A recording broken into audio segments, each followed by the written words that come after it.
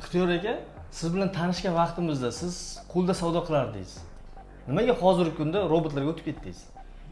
To'g'ri savol berdingiz. Endi bu robotga qiziqqanimning sababi birinchidan u paytda tushuncha bo'lmagan, robot ishlash haqida, robot nimaligi haqida tushuncha bo'lmagan. Faqat treyderlik, o'shaning kurslarini o'qib, shu bo'yicha ishlaganmiz-ku.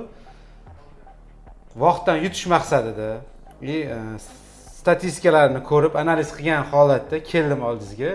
Qarasam, robot ishlatgani menga qulayroq. O'sha effekt bor, o'sha rezultatlar bor.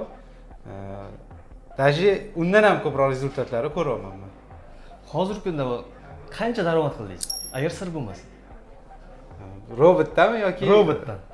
Robotda 3 oy bo'lgan bo'lsa, oylik statistikasini aytaman. Hisobimga nisbatan 20% dan kam daromad qilganim yo'q hali. Oylik statistikasi. Demak, bu degani $30,000 balansimga 20% $6,000 foydam bor hozir. Zo'r. Bekitadigan Qolganlarga nima tavsiya bera olasiz? O'ylanib yurganlar, shubhada yurganlar, adashib yurganlarga nima deya olasiz? Bu robot sizga afzallik tomoni ko'proqmi yoki zararli tarafmi? O'ylanib yurganlarga ikkilanmasdan aytaman, kelinglar, robotni olinglar. Robotni narxi ham unaqa baland emas. Olib ustanovka qilib ishlatib, bir oy o'zingizlar uchun xohlasangiz statistika qilib ko'ringlar, xohlasangiz olib kelib qo'yinglar.